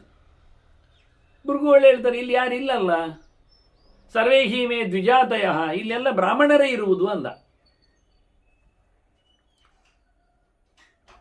ಎಲ್ಲ ಇರುವುದವನದ್ದು ಶಿಷ್ಯ ಪರಂಪರೆ ಎಲ್ಲ ಸತ್ಯ. ಇವ ಒಳಗೆ ಬಂದಿದ್ದಾನೆ, ಭೃಗು ಆಶ್ರಮಕ್ಕೆ ಬಂದಿದ್ದಾನೆ ವೀತಾಭಿಯ. ಅವನಿಗೆ ಇವರು ಆದರಾತಿಥ್ಯವನ್ನು ಕೊಟ್ಟಿದ್ದಾರೆ. ಅವನು ತನ್ನ ಪರಿಸ್ಥಿತಿಯನ್ನು ಹೇಳಿದ್ದಾನೆ. ಅವನು ರಕ್ಷಣೆಗಾಗಿ ಅವನಲ್ಲಿ ಕೂತಿದ್ದಾನೆ. ಹಾಗಾಗಿ ಭೃಗುಗಳು ಅವನಿಗೆ ಆಶ್ರಮದಲ್ಲಿ ರಕ್ಷಣೆ ಕೊಟ್ಟಿದ್ದಾರೆ. ಹೀಗೆ ಬಿಟ್ಟುಕೊಡು ಹೇಳಿದರೆ, ಶರಣಾಗತನನ್ನು ಬಿಟ್ಟುಕೊಡುವುದು ಅದು ಧರ್ಮ ಆಗುವುದಿಲ್ಲ. ಆದರೆ ಇವಾಗ ಕ್ಷತ್ರಿಯ ಅಲ್ಲ, ಈಗ ಕ್ಷತ್ರಿಯರಿಗೆ ಹೊಡೆದಾಟ ಆಗುವಾಗ ಸಮ ಆಗುವುದಿಲ್ಲ. ಆದ್ದರಿಂದ ಅಲ್ಲ, ಅವನು ಬದುಕಲಿ ಅಂತ ಇವರಿಗೆ ಕೇಳಿಕೊಳ್ಬಹುದಿತ್ತು. ಅದರ ಬದಲಿಗೆ ಅವರು ಇಲ್ಲಿ ಯಾರಿಲ್ಲ, ಎಲ್ಲ ಬ್ರಾಹ್ಮಣರು ಅಂತ ಹೇಳಿಬಿಟ್ರು. ಅವರು ಬ್ರಾಹ್ಮಣರು ಶಬ್ದ ಆಗಲಿಲ್ಲ, ಹಾಕುವಾಗ ಸರ್ವೇಹಿ ಮೇ ದ್ವಿಜಾತಯ ಅಂತಾರೆ. ಅವನಿಗೆ ಹಾಗೆ ಅಭಿಪ್ರಾಯ ಬರುವ ಹಾಗೆ ಹೇಳಿದ್ರಷ್ಟೇ. ಇಲ್ಲಿ ಎಲ್ಲ ಇದ್ದವರೆಲ್ಲ 2 ಸತಿ ಹುಟ್ಟಿದವರು, 2 ಸತಿ ಹುಟ್ಟಿದವರು ಕ್ಷತ್ರಿಯ 2 ಸತಿ ಹುಟ್ಟಿದವಲ್ವ, ಅವನಿಗೆ ಸಂಸ್ಕಾರ ಇಲ್ವ. ಆದ್ದರಿಂದ ಅವರ ಮಾತಿನಲ್ಲಿ ಜಾರಿಕೆಯ ಉತ್ತರ ಇತ್ತು. ಆದರೆ ಇವ ಗಟ್ಟಿಯಾಗಿ ಕೇಳಿದ್ದು ಬ್ರಾಹ್ಮಣರೇ ಅಲ್ಲ ಅಂತ ಹೇಳಿದ ಅಂತೇಳಿ. ಹೌದಾ, ಆಗಲಿ, ಸರಿ ಆಯಿತು, ಪರವಾಗಿಲ್ಲ ಹೇಳಿ ನಮಸ್ಕಾರ ಮಾಡಿದ. ಅವರಿಗೆ ಅನುಗ್ರಹ ಕೇಳಿದ. ಅನುಜಾನಿ ಹಿಮಾಂ ಬ್ರಹ್ಮನ್, ಋಷಿಗಳೇ ನನಗೆ ಹೋಗಲಿಕ್ಕೆ ಬಿಡಿ. ಧ್ಯಾಯಸ್ವಚ ಶಿವೇ ನಮಃ, ನನಗೆ ಒಳ್ಳೆಯದಾಗಲಿ ಅಂತೇಳಿ ಆಶೀರ್ವಾದ ಮಾಡಿ. ನೋಡಿ, ಭೃಗುಗಳು ಆಶೀರ್ವಾದ ಮಾಡುವುದಾದರೆ ನಿನಗೆ ಒಳ್ಳೆಯದಾಗಲಿ ಅಂತ ಹೇಳಿಬಿಟ್ರೆ ಒಂದ ಮೇಲೆ ವೀತಾವಿಯನಿದ್ದರೂ ಅವನಿಗೆ ನೀನು ಪಟ್ಟರೆ ಆಗುವುದಿಲ್ಲ ಅನ್ನೋದು ಗ್ಯಾರಂಟಿ ಆಯಿತು. ಯಾಕೆ ಭೃಗುಗಳು ಅವನು ಹೇಳಿಬಿಡ್ತಾರೆ, ನಾನು ಅವನು ಒಳ್ಳೆಯದಾಗಲಿ ಹೇಳಿದ್ದೇನೆ, ನೀನೇನು ಅವನಿಗೆ ಕತ್ತಿ ಮಸಿಲಿಕ್ಕಿಲ್ಲ ಅಂತ. ಮುಂದಕ್ಕೆ ಹೊರಟರು. ಹೀಗಾಗಿ ಭೃಗುಗಳು ಆಯಿತು ಅಂದರು, ಒಳ್ಳೆಯದಾಗಲಿ ನಿನಗೆ ಅಂದರು, ಹೊರಟು ಅಂದರು. ಇವು ಹೇಳ್ತಾನೆ, ನನ್ನ ಪ್ರತಾಪಕ್ಕೆ ಅವ ಜಾತಿ ಬಿಟ್ಟ ಅಂದರು. ವಾಸ್ತವವಾಗಿ ಈಗ ಅವನು ಬ್ರಾಹ್ಮಣನಾದ ತಕ್ಷಣ ಗಮ್ಮತ್ತಾಯ್ತು ಹೇಳಿದಲ್ಲ, ಕ್ಷತ್ರಿಯ ಪೊಗರಿನಲ್ಲಿ ನಿಂತವ ಅವ ಕ್ಷತ್ರಿಯತನವನ್ನೇ ಬಿಟ್ಟ. ನಾನು ಆಯುಧವನ್ನು ಎಸೆದರೆ, ನಿಜವಾಗಿ ಕ್ಷತ್ರಿಯರಲ್ಲಿ ಎಲ್ಲ ಹಾಗೆ, ಆಯುಧ ಎಸೆದವನಿಗೆ ಹೊಡಿಲಿಕ್ಕಿಲ್ಲ, ವಾಹನ ಇಳಿದವನಿಗೆ ಹೊಡಿಲಿಕ್ಕಿಲ್ಲ, ತಲೆ ಬಗ್ಗಿಸಿದವನಿಗೆ ಹೊಡಿಲಿಕ್ಕಿಲ್ಲ, ಮತ್ತು ಬೆನ್ನು ತೋರಿಸಿದವನಿಗೆ ಅವನಿಗೂ ಹಾಗೆ ಬಾರಿಸಲಿಕ್ಕಿಲ್ಲ ಅಂತ. ಇದೆಲ್ಲ ನಿಯಮಗಳು ಕ್ಷತ್ರಿಯರಲ್ಲಿ. ಆಯುಧ ಕೆಳಗಾಗಿದ್ದರೆ ನನ್ನ ಕೈಯಲ್ಲಿ ಏನು ಆಯುಧ ಇಲ್ಲ, ಆಯ್ತಲ್ಲ, ಎಂತ ಮಾಡ್ತೀರಿ? ದುರ್ಯೋಧನ ಹಾಗೆ ಹೇಳಿದ, ನನ್ನಲ್ಲಿ ಎಂತ ಆಯುಧ ಇಲ್ಲ, ಕವಚ ಇಲ್ಲ, ಎಂತ ಮಾಡ್ತೀರಿ? ಕೊಡ್ತೇನೆ ನಿನಗೆ ಬೇಕಾದ ಆಯುಧ ಕೊಡ್ತೇನೆ, ನಿನಗೆ ಬೇಕಾದ ಕವಚ ಹಾಕ್ತೇನೆ, ತಗೋ ಹೋರಾಡು. ಅಂದಾಗ ನೋಡಿ, ಇದು ನಿಯಮ. ಒಳ್ಳೆಯದಾಯಿತು. ಈಗ ಹೋರಾಟದಲ್ಲಿ ಆಯುಧವನ್ನು ಕಳಚೋದಿಲ್ವ ನಾವು ಅವನ ಕೈಯಿಂದ? ಕಳಚುತ್ತೇವೆ. ಆಗ ಹೊಡಿದ್ದೇವೆ. ಮತ್ತೆಂತ ಹೊಸತ್ತು ಗಮ್ಮತ್ತು? ಕವಚವನ್ನು ಬೀರಿದ್ದೇವೆ. ಮತ್ತೆ ಹೊಡಿದ್ದೇವೆ. ರಥವನ್ನು ಹುಡಿ ಮಾಡೋದಿಲ್ಲ, ಮಾಡ್ತೇವೆ. ಮತ್ತೆ ಹೊಡಿದ್ದೇವೆ. ಮತ್ತೆಂತ ಕರ್ಮ? ಈಗ ಹೊಸದು ಶುರು ಮಾಡುವಾಗ ಹೇಳ್ತಾನೆ. ಆ ಬಳಿಕ ಅಲ್ಲಿ ಮಾತ್ರ ಅಲ್ಲ, ಬೇರೆ ಕಡೆಯೂ ಹಾಗೆ, ಎಂತಾದಿದ್ರೆಲ್ಲ ಹಾಗೆ. ಇವರು ಆಗಿ ಹೋಗಿದ್ದಾರೆ. ಜರಾಸಂಧನಲ್ಲಿ ಹೋದಾಗ ಕಾಲಿಗೆ ಹೋಗಲಿಲ್ವ? ಹಾಗೆ ಜರಾಸಂಧಿಗೆ ಹೇಳ್ತಾನೆ, ಎಂತ ಮಾಡ್ತೀರಿ? ನಿನ್ನೆಂತ ಇಷ್ಟ ನಿನ್ನದು? ನನಗೆ ಗದೆ ಇಷ್ಟ, ಹಾಗಾದರೆ ಗದೆಯಲ್ಲಿ ಹೋರಾಡ್ತಾನೆ ಭೀಮಸೇನ, ಕೊಡಿ ಅಷ್ಟೇ. ಅವನಿಗೊಂದು ಗದೆ ಕೊಟ್ಟೆ, ಇವನಿಗೊಂದು. ಅವನ ಗದೆಯಲ್ಲಿ ಇವನು ಬೆಳೆದಿದ್ದದ್ದಲ್ಲಿ ನೋಡಿ ಹೇಗಿರ್ತದೆ ಅಂತ. ಅವನು ಕೊಟ್ಟ ಗದೆಯಲ್ಲಿ ಅವನಿಗೆ ಹೊಡೆದು ಹಾಕಿಸಿ ಕೊನೆ ಗದೆ ಹುಡಿಯಾಗಿ ಮತ್ತೆ ಕೈಯಲ್ಲಿ ಗುದ್ದಿ ಅವನನ್ನೆಲ್ಲ ಮುಗಿಸಿತ್ತು. ಅದೇ ನಾರಾಯಣಾಸ್ತ್ರ ಬಿಟ್ಟಾಗ ಎಲ್ಲರೂ ನಮಿಸಿದ್ದಾರೆ, ಆಯುಧ ಎಸೆದಿದ್ದಾರೆ. ಮಂಡೆ ಮೇಲೆ ಅಲ್ಲರಿ, ನೆಲದ ಮೇಲೆ ಆಯುಧ ಎಸೆದದ್ದು, ಕೈ ಬಿಟ್ಟದ್ದು. ರಥದಿಂದ ಇಳಿದಿದ್ದಾರೆ, ವಾಹನದಿಂದ. ರಥ ಮಾತ್ರ ಅಲ್ಲ, ಕುದುರೆ, ಆನೆ, ಎಂತ ವಾಹನದಿಂದ ಇಳಿದಿದ್ದಾರೆ. ಮತ್ತೆ ತಲೆ ಬಗ್ಗಿಸಿದ್ದಾರೆ, ಬಚಾವಾಗಿದ್ದಾರೆ. ಓಡಿ ಹೋಗಿದ್ದಾರೆ, ಕೆಲವರು ತಪ್ಪಿಸಿಕೊಂಡು ಹೋಗಿದ್ದಾರೆ, ಅದು ನಡೀತದೆ. ಆದರೆ ನಿಜವಾಗಿ ಯುದ್ಧೇ ಚಾಪ್ಯ ಪಲಾಯನಮಂತ ಕ್ಷತ್ರಿಯರಿಗೆ ಯುದ್ಧದಲ್ಲಿ ಓಡಿ ಹೋಗುವುದೆನ್ನುವುದು ಅತ್ಯಂತ ಹೀನ ಕೆಲಸ ಅನಿಸಿದೆ. ಅದು ಹೇಳಿಸಿದ್ದಲ್ಲ ಅವರು. ಆದರೂ ಮಹಾಭಾರತದ ಘನಘೋರ ಹೋರಾಟದಲ್ಲಿ ಎಷ್ಟೋ ಜನ ಓಡಿದವರ ಮೇಲೂ ಹಿಂದಕ್ಕೆ ಕೌರವರು ಹೊಡೆದದ್ದುಂಟು. ಪಾಂಡವರ ಪಕ್ಷದಲ್ಲಿ ಓಡಿ ಹೋದವರ ಮೇಲೆ, ಸೈನಿಕರ ಮೇಲೆ ಬಹಳ ಕೆಟ್ಟದಾಗಿ ದ್ರೋಣಾದಿಗಳು, ಭೀಷ್ಮಾದಿಗಳು ಅಲ್ಲ, ಅದು ಮುಂದಿನ ಪರ್ಯಾಯಗಳಲ್ಲಿ ದ್ರೋಣಾದಿಗಳು ಹೊಡೆದದ್ದಿದೆ. ದ್ರೋಣರ ಯುದ್ಧಗಳಲ್ಲಿ, ದ್ರೋಣರು ಮಾಡದಿದ್ದರೂ ದ್ರೋಣರ ಯುದ್ಧಗಳಲ್ಲಿ ಆಗಿದೆ ಆ ಕೆಲಸ ಆಗಿದೆ. ಅದು ಹೇಸಿಯ ಕೆಲಸ. ಅದು ಪಲಾಯನ ಮಾಡುವ ಬೆನ್ನಿನ ಮೇಲೆ ಹೊಡೆಯುವುದು ಸಮ ಇಲ್ಲದ ಕೆಲಸ. ಅದು ಪ್ರಯೋಜನಕಾರಿ ಆಗಲಿಲ್ಲ. ಈಗ ಇವೇನಾಡಿದ? ಓಡಿ ಬಂದವನೇ ಅಡಗಿ ಕೂತವನೇ ರಕ್ಷಣೆ ಕೇಳಿದ. ಅಲ್ಲಿ ಬಂದು ಕೇಳಿದಾಗಲೂ ಅವನಿಗೆ ಸುಳ್ಳು ಮಾಹಿತಿ ಬರುವಂತೆ ಮಾಡಿ ಅವನನ್ನು ಹಿಂದೆ ಕಳಿಸಿತು. ಆಗಲಿ ಇಂತ ಒಪ್ಪಿದೆ. ಹೇಗೆ ಓಡಿ ಬಂದಾಯ್ತಲ್ಲ, ಓಡಿ ಬಂದವನಿಗೆ ಹೊಡಿಲಿಕ್ಕಿಲ್ಲ ಅಂತ ಇರುವುದು, ಅಡಗಿ ಕೂತವರ ಮೇಲೆ ಬಡಿಬಾರದು ಅಂತ ಇರುವುದು. ರಕ್ಷಣೆ ಕೇಳಿದವರಲ್ಲಿ ಬಿಟ್ಟು ಕೊಡುವುದಿಲ್ಲ ಅಂತಲೂ ಗೊತ್ತಿದೆ ಬೇರೆ. ಸರಿ, ಇನ್ನೆಂಥದ್ದು? ಅಷ್ಟರಲ್ಲಿ ಇವನೇನಾಯ್ತು? ಜಾತಿ ಬಿಟ್ಟವ. ಹೇಳುವಾಗ ಗಮ್ಮತ್ತುಂಟು, ಜಾತಿ ಬಿಟ್ಟವ ಅಂತ. ಜರಾಸಂಧನಲ್ಲಿಗೆ ಹೋಗುವಾಗ ಕೃಷ್ಣಾದಿಗಳು ಹಾಗೆ ಮಾಡಲಿಲ್ಲ. ಬ್ರಾಹ್ಮಣರಾಗಿ ಹೋಗಲಿಲ್ವ? ಹಾಗೆ ಇವೇನು ಮಾಡಿದ, ವೇಷ ಎಲ್ಲ ಕಳಚಿದ, ಆಯುಧಗಳನ್ನು ಎಸೆದ, ನಾನು ಇನ್ನು ಮುಂದೆ ಹೋರಾಡುವುದಿಲ್ಲ, ನನಗೆ ಹೋರಾಡಲಿಕ್ಕೆ ಬರುವುದಿಲ್ಲ ಅಂತ ಹೇಳಿಕೊಳ್ಳುವ ಹಾಗೆ ಆಗಿ ಹೋಯ್ತು ಇವನ ಪರಿಸ್ಥಿತಿ. ಅದು ಭೃಗುಗಳೇ ಮಾಡಿದ್ದವನನ್ನು ರಕ್ಷಣೆ ಮಾಡುವಲ್ಲಿ.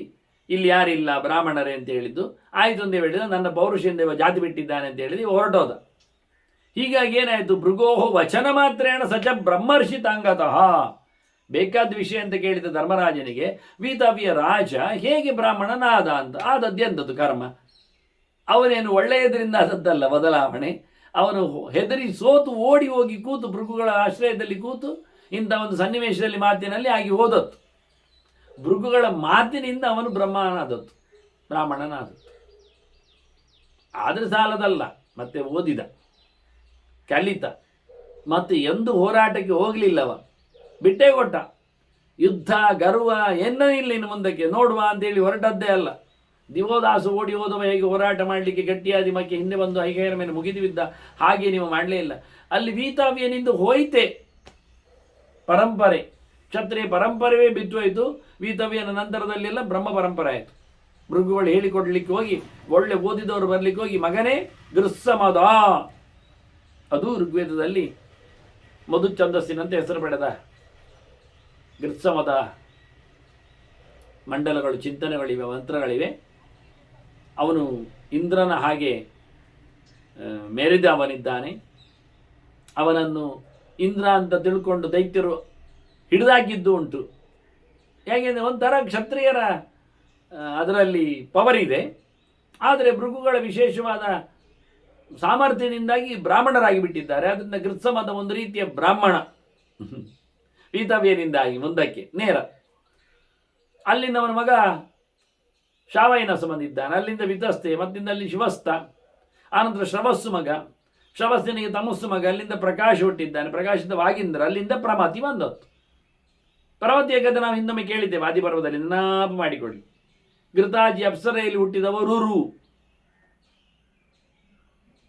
ರುರುವಿನ ಮಗ. ರುರುವಿಗೆ ಪ್ರಮದ್ವರೆ ಭಾರಿ ಪ್ರೀತಿಯವಳು. ನಾವು ಕತೆ ಕೇಳಿರ್ಬೇಕು, ಹಾವಿನ ಕತೆ. ಹಾವಿನಿಂದ ಸತ್ತದ್ದಕ್ಕೆ ಹೋಗಿ ಅವನು ಸಾಯಿಸಿದ್ದ ಹಾವುಗಳನ್ನೆಲ್ಲ ಕೊನೆಗೆ, ಇದೆಲ್ಲ ಮೊದಲ ಪರ್ವಗಳಲ್ಲೆಲ್ಲ ಬಂದದ್ದು. ಆದಿಪರ್ವದಲ್ಲಿ ಆರಂಭದಲ್ಲಿ ಇರಿನ ಕತೆ, ಭಾರಿ ಪ್ರೀತಿಯ ಕತೆ, ಪ್ರಣಯದ ಕತೆ. ಅದು ಆಯುಷ್ಯ ಕೊಟ್ಟವಳನ್ನು ಬದುಕಿಸುವ ರೀತಿಯಲ್ಲ. ಆ ಪ್ರಮದ್ವರೆಯಲ್ಲಿ ಹುಟ್ಟಿದವನೇ ಶುನಕ, ಶುನಕನ ಮಗನೇ ಶೌನಕ. ನೈಮಿಷಾರಣ್ಯದಲ್ಲಿ ಬಹಳ ದೊಡ್ಡ ಮಟ್ಟಿನ 16,000 ವಿದ್ಯೆ, ಸೌಣಗೋವೈ ಮಹಾಶಾಲಾ ಅಂತೇಳಿ ದೊಡ್ಡ ಶಾಲೆ, ವಿಶ್ವವಿದ್ಯಾಲಯ. ಹಿಂದೆ ವಿಶ್ವವಿದ್ಯಾಲಯ ಕರೆಯುವುದು ಮಹಾಶಾಲಾ ಅಂತ. 16,000 ವಿದ್ಯಾರ್ಥಿಗಳು, ಊಟ ಉಪಚಾರ ವಸತಿ ಎಲ್ಲ ಫ್ರೀ. ಅಧ್ಯಯನ ಅದ್ಭುತವಾದದ್ದು. ಸಾವಿರಾರು ಮಜಲುಗಳಲ್ಲಿ ಅಧ್ಯಯನ, ಸಬ್ಜೆಕ್ಟ್ಗಳು, ಚಿಂತನೆಗಳು. ಎಂತ ಯೋಚನೆಯೇ ಆಗುವುದಿಲ್ಲ ಮಾರೆಯರೆ. 16,000 ಪ್ರತಿನಿತ್ಯ ವಿದ್ಯಾರ್ಥಿಗಳ ಊಟ ವ್ಯವಸ್ಥೆ, ಮಲಗುತಾಣ, 1ಕ್ಕೆ 2ಕ್ಕೆ ಆಟೋಪಚಾರ, ಇವೆಲ್ಲ ಲೆಕ್ಕ ಯೋಚನೆ ಮಾಡಿಕೊಳ್ಳಿ. ಒಂದು ದಿನದ ಕತೆ ಅಲ್ಲ ಇದು, 16 ವರ್ಷಗಳ ಕತೆ. ಅದು ಮತ್ತೆ ನಿರಂತರವಾಗಿ ನಡೆಯುವಂಥದ್ದು.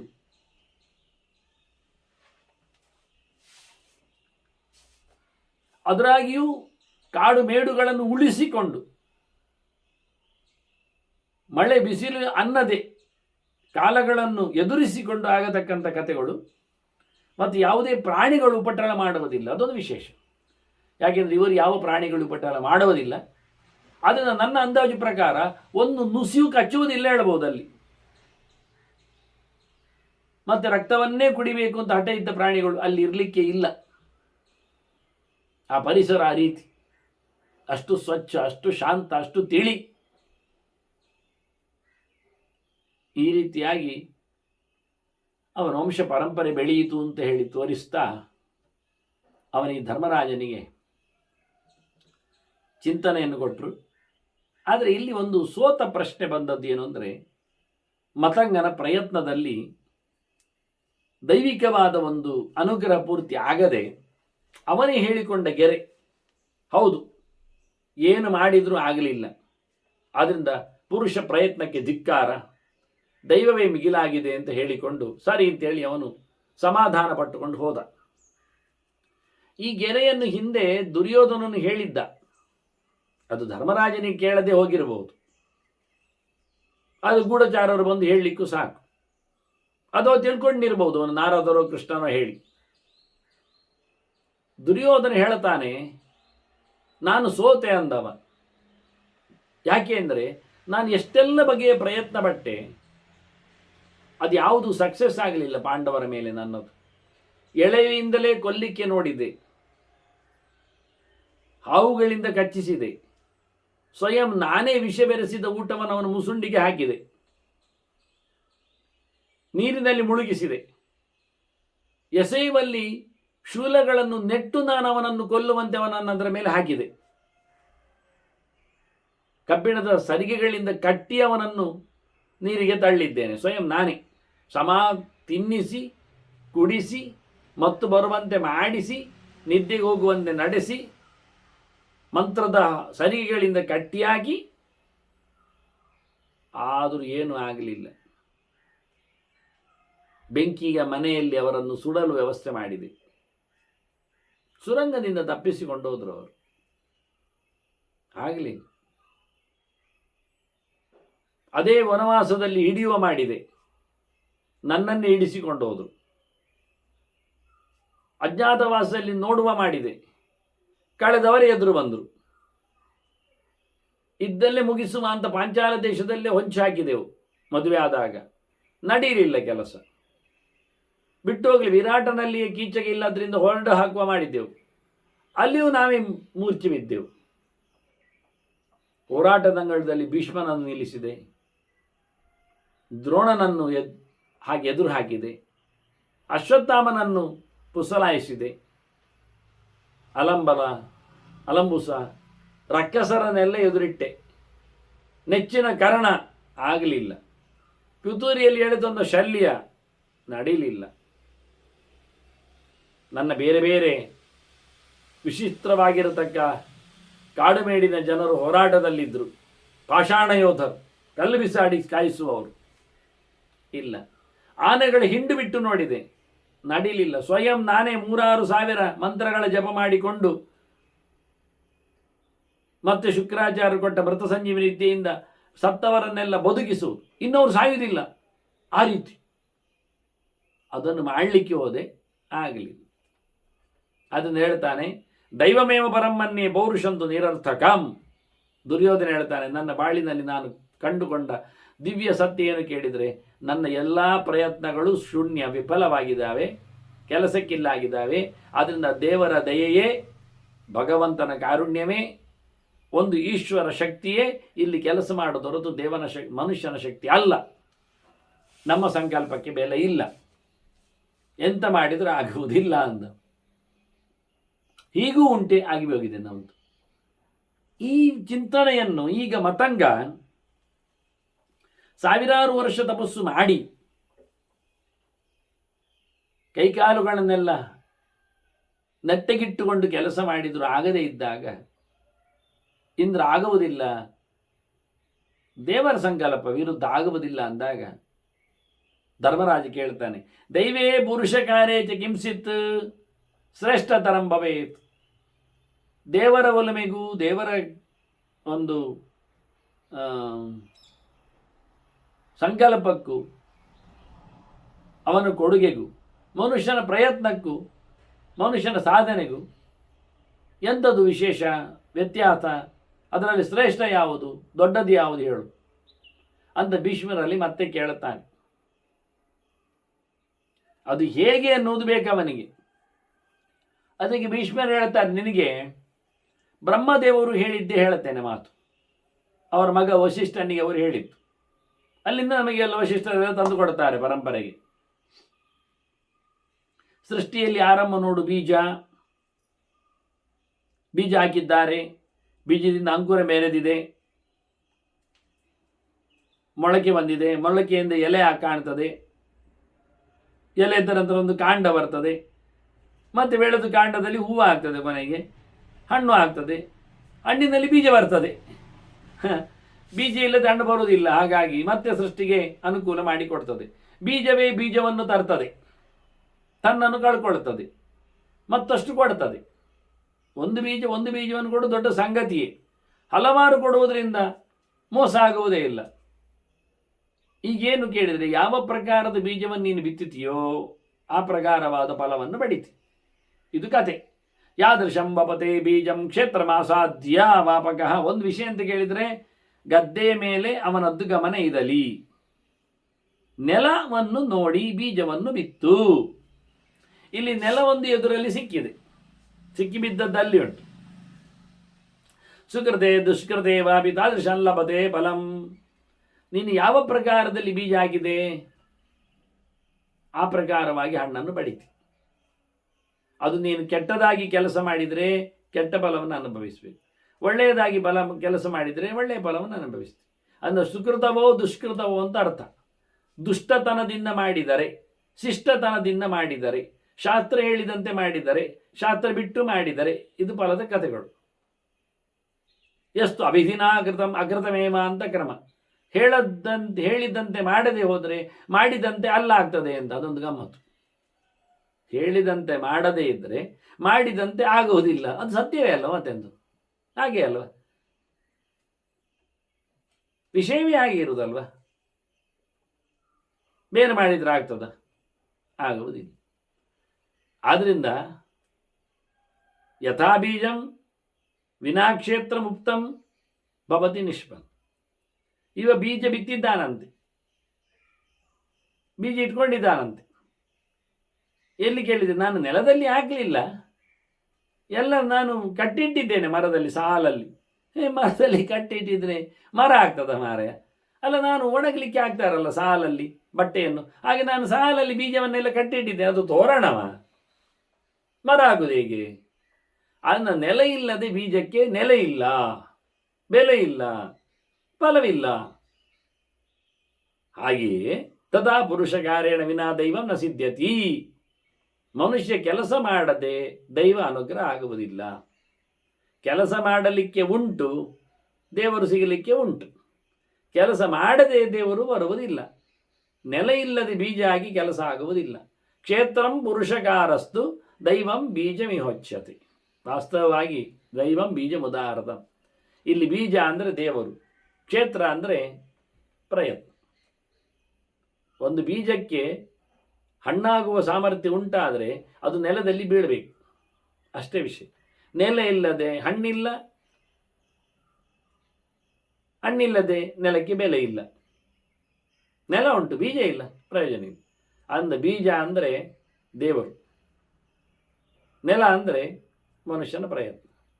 ಪ್ರಯತ್ನ ಇಲ್ಲದೆ ದೇವರಿಲ್ಲ, ದೇವರಿಲ್ಲದೆ ಪ್ರಯತ್ನ ಇಲ್ಲ. ಎರಡಕ್ಕೂ ಸಾಮರ್ಥ್ಯ ಹತ್ತಿರ. ಆಗ ಆದರೆ ಗಿಡ ಆಗ್ತದೆ, ಎರಡು ಒಟ್ಟು ಸೇರಿದಾಗ ಗಿಡ ಆಗುವುದು. ಹೀಗಾಗಿ ಪುರುಷಕಾರ ಮತ್ತು ಒಂದು ದೃಷ್ಟಿಯಿಂದ ದೇವರ ಅನುಗ್ರಹ ಇದು ಹಿಂದೆ ಬಂದಿದೆ. ಈಗ ಇಲ್ಲಿ ಕೇಳಿದಾಗೆ ಹೇಳಿದ್ದಿ ಅನ್ನೋದೊಂದು ಸತ್ಯ. ಅದು ಅಲ್ಲದೆ ಹಿಂದೆ ಧರ್ಮರಾಜನಿಗೆ ಒಂದು ಇನ್ಸಿಡೆಂಟ್ ಆಗಿದೆ, ಪ್ರಕರಣ ನಡೆದಿದೆ. ವಾಸ್ತವವಾಗಿ 1 ವರ್ಷ ವನವಾಸ ಆದಾಗ ಏನಾಗಿತ್ತು? 1 ವರ್ಷ ವನವಾಸ ಆದಾಗ ಭೀಮಸೇನ ಮಾತಾಡಿದ್ದ ಧರ್ಮರಾಜನಲ್ಲಿ, ನಾವು ಕೆಲಸ ಮಾಡಲಿಕ್ಕೆ ಉಂಟು ಅಂತ ಹೇಳಿ. ಅಷ್ಟೇ ಅಲ್ಲದೆ ರಾಜಸೂಯ ನಡೆಯುವ ಮುಂಚೆ ಏನು ನಡೆದಿತ್ತು?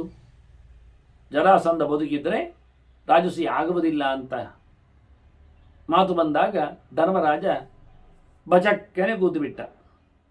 ಆಗ ಹೇಳಿದ್ದು ಭೀಮಸೇನ, ಗಚಕ್ಕನೆ ಎದ್ದು ನಿಲ್ಲಬೇಕು, ಬಚಕ್ಕನೆ ಕೂತ್ಕೊಳ್ಳುವುದಲ್ಲ. ಪ್ರಯತ್ನ ಮಾಡದಿದ್ದರೆ ಕೆಲಸ ಆಗುವುದಿಲ್ಲ.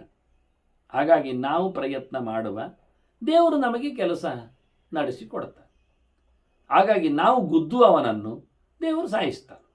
ನಾವು ಗುದ್ದದೇ ಇದ್ದರೆ ಅವನು ಸಾಯಿಸುವುದು ಹೇಗೆ ದೇವರು? ಅದು ಸತ್ಯವೇ. ಹಾಗಾಗಿ ಪ್ರಯತ್ನಮೇಕಮಗ್ರತೋ ವಿದಾಯ ಭೂತಿ ಮಾಪುನಮಃ, ಇದವನ ಮಾತು. ಪ್ರಯತ್ನ ಪಡುವ, ಸಫಲರಾಗುವ. ಸಫಲರಾಗದೇ ಇದ್ದಾಗ ಪ್ರಯತ್ನ ಪಡದೇ ಇದ್ದದ್ದು ಕಾರಣ ಆಗುವುದು ಬೇಡ. ಡೂ ಯುವರ್ ವರ್ಕ್, ನೀನು ಮಾಡು ಕೆಲಸ, ದೆನ್ ಯು ಗೆಟ್. ಮತ್ತೆ ಸಿಗ್ತದೆ. ಸಿಗಲಿಲ್ಲ ಇನ್ನೊಮ್ಮೆ ಸಿಗ್ತದೆ. ಮಾಡಿದ್ದೆಲ್ಲಿ ಹಾಳಾಗಿ ಹೋಗ್ಲಿಕ್ಕಿಲ್ಲ. ಆದ್ರಿಂದ ನಹಿ ಕಲ್ಯಾಣ ಕೃತ್ ಕಶ್ಚಿತ್ ದುರ್ಗತಿಯಿಂದ ಆದ ಗಚ್ಚತಿ. ಒಳ್ಳೆಯದು ಮಾಡಿದವನು ಹಾಳಂತೂ ಆಗುವುದಿಲ್ಲ. ಒಳ್ಳೆಯದಿಂದ ಯಾವುದಾದ್ರೂ ತಾನೇ ಆಗಲಿ, ಮಾಡುವುದನ್ನು ಮಾಡ್ಬೋದಲ್ಲ. ಅದನ್ನ ಮಹಾಪ್ರಯತ್ನ ವರ್ಜಿತ ಜನ ಜಗುರ ಮಾಡಿದ್ದೇನೆ ಮಾರೆ ಕೆಲಸ ಅದಾಗುವುದಿಲ್ಲ. ಭಾರಿ ಪ್ರಯತ್ನ ಮಾಡಬೇಕು, ಸುಮಾರು ಪ್ರಯತ್ನ ಮಾಡಬೇಕು, ಸಾರಿ ಪ್ರಯತ್ನ ಮಾಡಬೇಕು. ಪ್ರಯತ್ನದಲ್ಲಿ ನಾವು ಕಮ್ಮಿ ಮಾಡಿದ್ದೇವೆ ಅಂತ ಹೆಸರು ಬರಬಾರ್ದು, ಚೂರು ಮಾಡಿದ್ದೇವೆ ಅಂತ ಹೇಳಬಾರ್ದು. ಭಾರಿ ಪ್ರಯತ್ನವನ್ನು ನಡೆಸಿಕೊಟ್ಟರೆ ಯಶಸ್ವಿಯಾಗುವುದು ಖಂಡಿತ. ಆಗದೇ ಹೋದಲ್ಲಿ ಅದು ದೇವಚಿತ್ತ, ಮಾತಾಡುವಾಗಿಲ್ಲ. ಯಾಕೆ ದೇವರು ಅದನ್ನು ಯಾವಾಗ ಬೇಕಾದರೂ ಕೊಡಲಿಕ್ಕೆ ತಯಾರಿ ಇರ್ತಾನೆ. ಇರಲಿ ಅಂತ ಹೇಳಿಕೊಳ್ಳುತ್ತಾನೆ, ಈಗ ಬೇಡ ಅಂತ ಮಾಡಿಕೊಳ್ತಾನೆ. ಯಾಕೆಂದ್ರೆ ಮುಂದಿನ ಎಲ್ಲ ಕಥೆಗಳು ಗೊತ್ತಿರುವುದು ಅವನಿಗೆ ಮಾತ್ರ. ಮುಂದಿನ ಎಲ್ಲ ನಡೆಗಳನ್ನು ಅವನು ಗಮನಿಸಿರುತ್ತಾನೆ, ಮಾಡಿರುತ್ತಾನೆ. ಹಾಗಾಗಿ ನಮಗದನ್ನು ಕೊಡದೇ ಇರಲಿಕ್ಕೆ ಕಾರಣ ಇದ್ದಿರಬಹುದು. ಇದು ಒಂದು ನಮೂನೆ. ಈಗ ನಳನಿಗೆ ಬಚಾವ್ ಮಾಡಿದ್ದಕ್ಕೆ ಹಾವು ಕಚ್ಚಲಿಲ್ಲವ ಕರ್ಕೋಟಕ, ಅದರಿಂದ ನಳ ಬೈಯುವುದು ಅವನಿಗೆ ಇಲ್ಲ. ಅವನು ಹೇಳ್ತಾನೆ, ನಾನು ನಿನಗೆ ಅನುಕೂಲ ಮಾಡಿತ್ತು. ಯಾಕೆಂದರೆ ನಿನ್ನನ್ನು ನಾನು ವಿರೂಪಗೊಳಿಸಿದ್ರಿಂದ ಇನ್ನು ನಿನಗೆ ಯಾರು ಗುರ್ತಾಗೋದಿಲ್ಲ, ನಿನ್ನನ್ನು ಐಡೆಂಟಿಫೈ ಯಾರು ಮಾಡುವುದಿಲ್ಲ. ಈಗ ನೀನು ನಳನೇ ಅಲ್ಲ ಈಗ ನೋಡ್ಲಿಕ್ಕೆ ಹೋದರೆ. ಮತ್ತು ನಾನು ವಿರೂಪದಲ್ಲಿ ನಾನು ಮತ್ತೆ ದಮಯಂತಿಯನ್ನು ಹೇಗೆ ಪಡೆಯುವುದು? ದಮಯಂತಿಯನ್ನು ಪಡೆಯುವಾಗ ನಿನಗೆ ರೂಪ ಬರುವಂತೆ ನಾನು ಒಂದು ಬಟ್ಟೆ ಕೊಡುತ್ತೇನೆ, ಅದು ಹೊಚ್ಕೊಂಡ್ರೆ ಆಯಿತು, ನನ್ನ ನೆನಪು ಮಾಡಿಕೊಂಡು ನೋಡಿ. ಹೀಗೆ ಮಾಡಿದ್ದರಿಂದ ಹಾಳಾಗುವುದು ಅಂತ ತಿಳ್ಕೊಂಡ್ರೆ ಅದು ಟೆಂಪರರಿ, ಮತ್ತು ಅದರ ಉದ್ದೇಶ ಒಳ್ಳೆಯದು ಮತ್ತೆ ಇರ್ತದೆ. ಈ ರೀತಿಯಾಗಿ ಪ್ರಯತ್ನ ಎನ್ನುವುದು ಬಹಳಷ್ಟು ಮಾಡಿಕೊಂಡಾಗ ಮಾತ್ರವೇ ಯಶಸ್ವಿ ಆಗ್ತಾನೆ ಅನ್ನತಕ್ಕಂಥ ಧರ್ಮರಾಜನ ವಾದವನ್ನು ಕೇಳಿದವ, ಭೀಮಸೇನನ ವಾದವನ್ನು ಕೇಳಿದವ ಧರ್ಮರಾಜ ಹಿಂದೆ. ಮತ್ತೆ 3 ಬೇಕು ಎನ್ನುವುದು ಅಲ್ಲೇ ಮಾತು ಬಂದಿದೆ. ಪ್ರಯತ್ನ ಬೇಕು, ದೇವರ ಅನುಗ್ರಹ ಇರ್ತದೆ, ಮತ್ತೆ ಆ ಪ್ರಯತ್ನವನ್ನು ಮಾಡಿ ದೇವರ ಅನುಗ್ರಹದಿಂದಾಗಿ ಪಡೆಯುವ ಯೋಗ್ಯತೆ ಇರಬೇಕು ನಮಗೆ. ಫಲ ಪಡೆಯುವ ಯೋಗ್ಯತೆ ಇದ್ದರೆ ಮಾಡಿ ಏನು ಪ್ರಯೋಜನ ಪ್ರಯತ್ನ? ಹಾಗಾಗಿ ಯೋಗ್ಯತೆ ಇದ್ದಾಗ ಯೋಗ್ಯತೆಗೆ ಅನುಗುಣವಾದ ಪ್ರಯತ್ನ ಮಾಡಿಕೊಂಡಾಗ ಭಗವಂತ ನಮಗೆ ಪರಿಪೂರ್ಣವಾದ ಅನುಗ್ರಹ ಮಾಡೋದರಲ್ಲಿ ತಪ್ಪೇ ಇಲ್ಲ, ತಡವೂ ಇಲ್ಲ. ಅದರಿಂದ 3 ಭೀಮಸೇನ ಹೇಳಿದ್ದ, ನಾವು ಗಮನಿಸಿದ್ದೆವು, ಕೇಳಿದ್ದೆವು. ಪ್ರಯತ್ನಮೇಕಮಗ್ರತೋ ವಿದಾಯ ಭೂತಿ ಮಾಪ್ರಮಃ ಮಹಾಪ್ರಯತ್ನ ವರ್ಜಿತಾ ಜನಾ ನ ಜಗ್ಗುರುನ್ನತಿಂ ಹರೇರನುಗ್ರೋಜ್ಜಿತಾ ಜನಾ ನ ಜಗ್ಗುರುನ್ನತಿಂ ಮಹಾನುಭಾವವರ್ಜಿತ. ಮಹಾನುಭಾವದ ಯೋಗ್ಯತೆ, ಜನಾ ನ ಜಗ್ಗುರುನ್ನತಿಂ. ಕಾರ್ಯ ಆಗಲಿಕ್ಕೆ, ಯಶಸ್ವಿ ಆಗಲಿಕ್ಕೆ ದೇವರ ಅನುಗ್ರಹ, ಪುರುಷ ಪ್ರಯತ್ನ, ಅವನ ಯೋಗ್ಯತೆ, ಇಷ್ಟು ಕಾರಣ ಆಗಿರ್ತದೆ. ಯೋಗ್ಯತೆಯಂತೆ ಪ್ರಯತ್ನಿಸಿದಾಗ ದೇವರು ಖಂಡಿತವಾಗಿ ಅನುಗ್ರಹಿಸ್ತಾನೆ. ಹೀಗೆ ದೈವ ಮತ್ತು ಪೌರುಷಕಾರದ ಒಂದು ಚಿಂತನೆ ಇದು ಹಳೆಯದ್ದೇ ಆಗಿದೆ. ಆದರೆ ಇಲ್ಲಿ ಮತ್ತೆ ಹೊಸ ದೃಷ್ಟಾಂತದಿಂದ ಭೀಷ್ಮರು ಹೇಳ್ತಾ ಇದ್ದಾರೆ. ಅದನ್ನು ನಾವು ಮತ್ತೆ ಚಿಂತನೆ ನಡೆಸುವ ಮುಂದಿನ ಮಾತುಗಳಲ್ಲಿ ವಂದನೆಗಳೊಂದಿಗೆ ಶ್ರೀಕೃಷ್ಣ ನಾರಾಯಣ ನಾರಾಯಣ ನಾರಾಯಣ.